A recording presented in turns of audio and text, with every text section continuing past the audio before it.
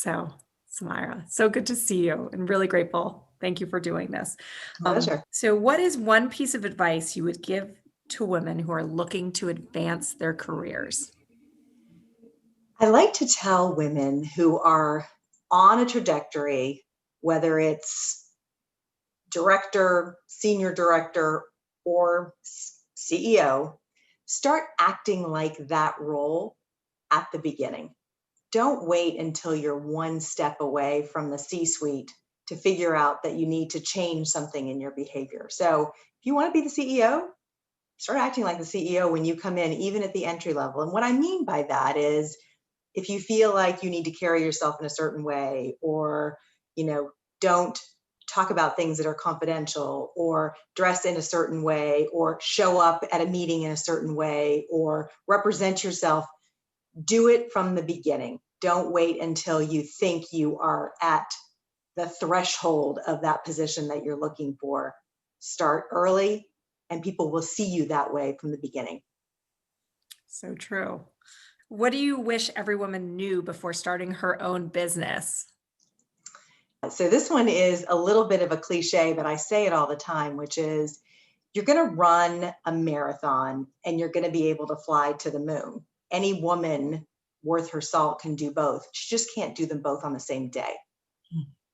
So when you are looking to start your own business, it's a marathon, right? You're going in it for the long haul. And you may have days that are like a moonshot that you need to just take off. You just can't do both at the same time. You've got to juggle. You've got to know what your priorities are. If you're trying to juggle a family, that's another ingredient. If you're just juggling a partner, that's another ingredient. Whatever it is that you're juggling, just know that you're going to have to keep doing those things in balance, but not all on the same day. There are going to be days that are going to be way off balance for one particular thing, and that's okay.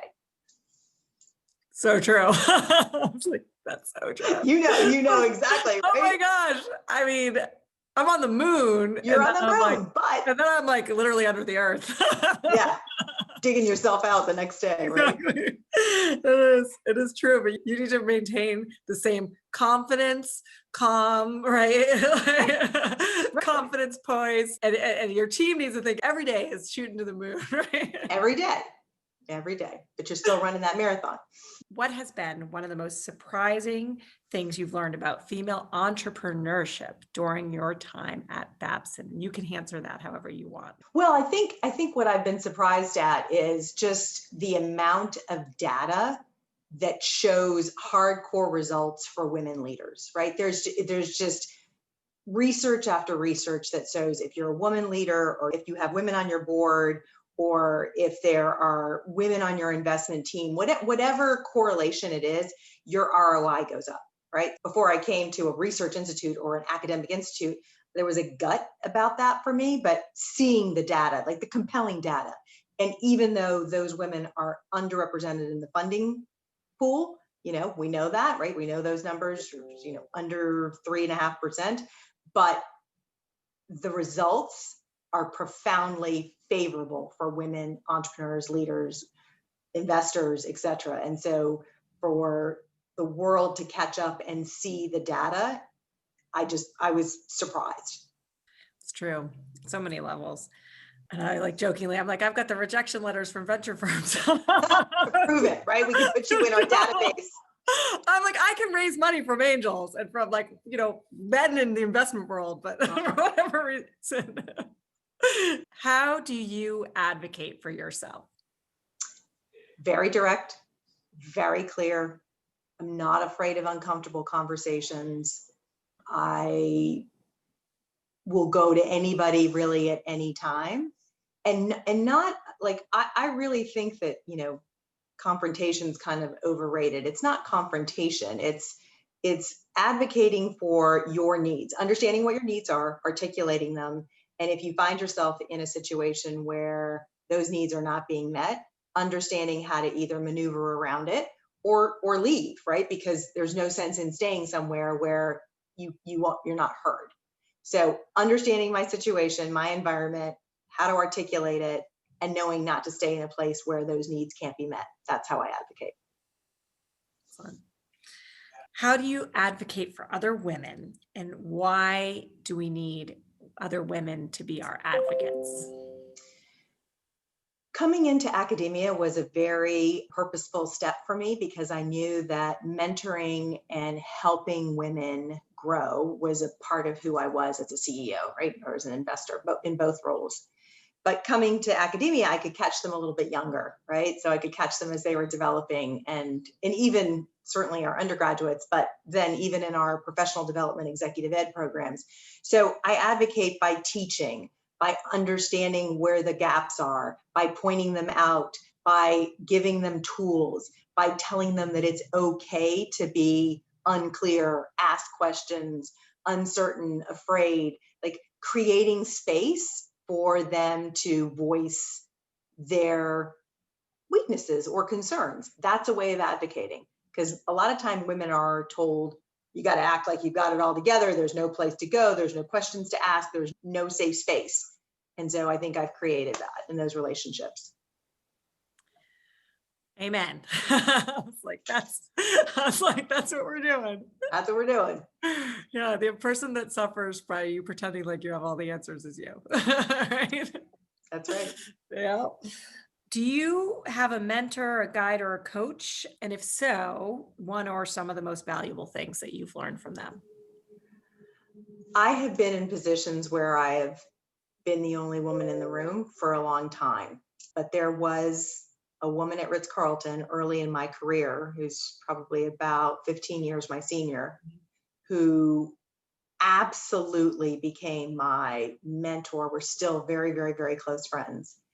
And by watching her, I really learned kind of a gracious strength. So she was very articulate, very strong in her beliefs, really demanding, held you accountable, but she is a lovely Southern belle, and she very sincere. Like, there is nothing insincere about her, but I learned to be, or try to be, as gracious as possible when you're talking to people, always understanding that you never know where someone's coming from. And so kind of using that empathy and emotional intelligence to lead was something that I learned from her early in my career. Wonderful. That's, why we named the company Willow, was because exactly because of, the willow tree being the tree that's able to bend entirely without Yep. breaking, but symbolic of grace, with Yes. strength and Perfect. flexibility.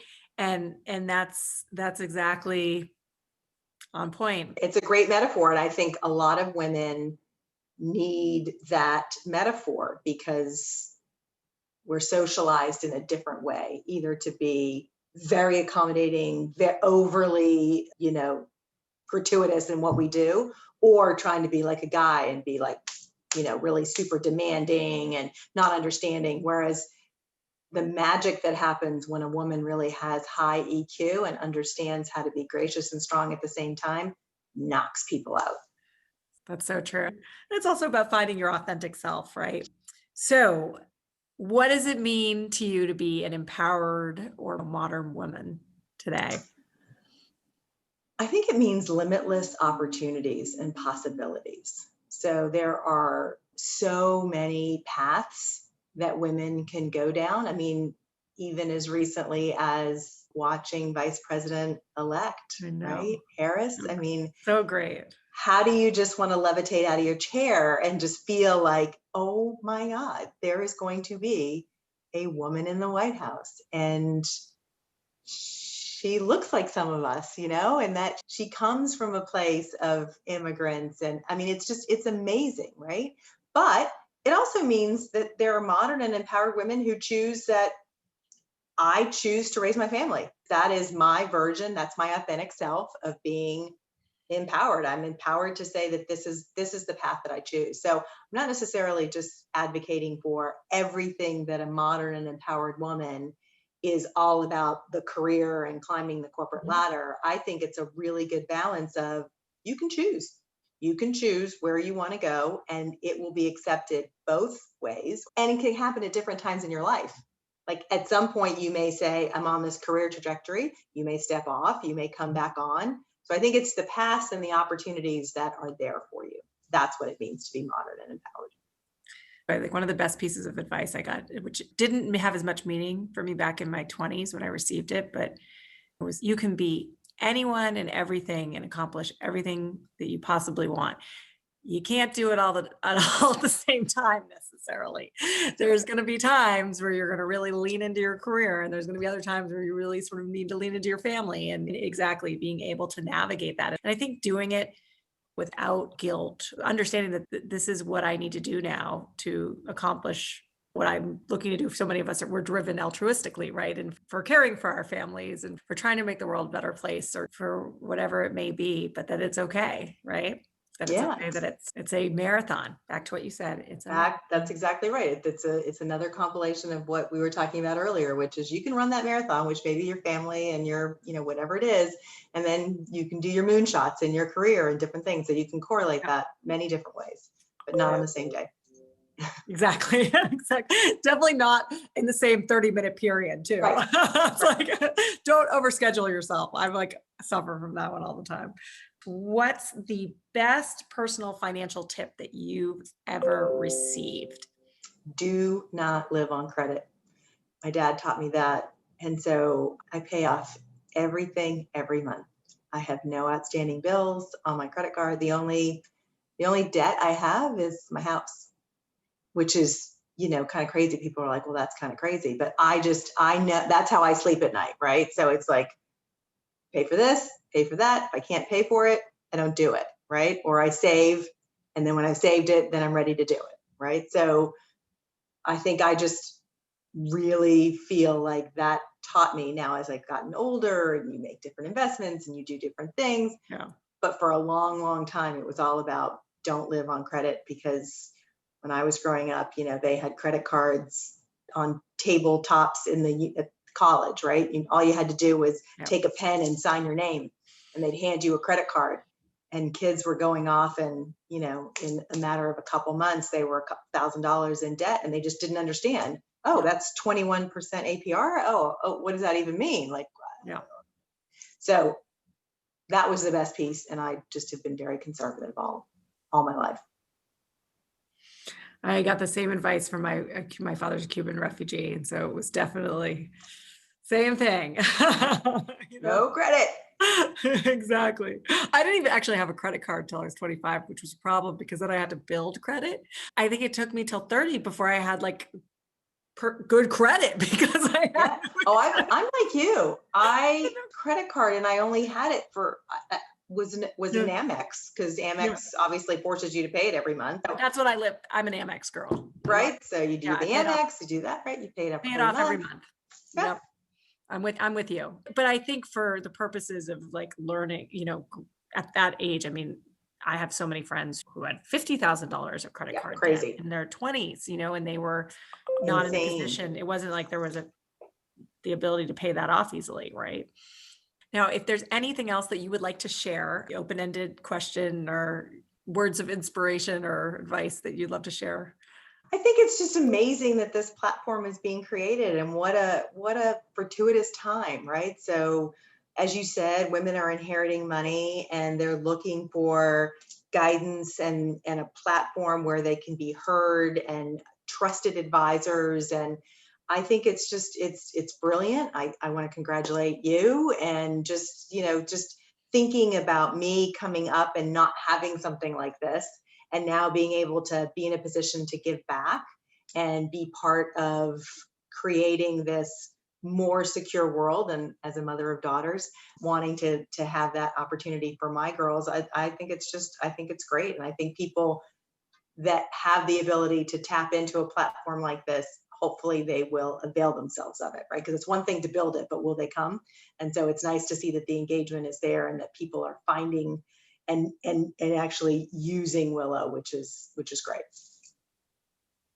Thank you. And thank you for believing in us and for supporting us and for providing inspiration, because it's so needed, right? And it's so relevant. And it's amazing too, because you don't even know that something like this existed, right? I was even I mean, I was a private banker and I didn't even know that there was financial coaching, right? Or that you could get these questions answered. I thought you had to pretend like you know what you're doing, Right, you you're going pretend, right? right? And despite our excellent educations and families, there wasn't this space, right? There wasn't that openness and it wasn't okay to be vulnerable, right? And ask Right. questions.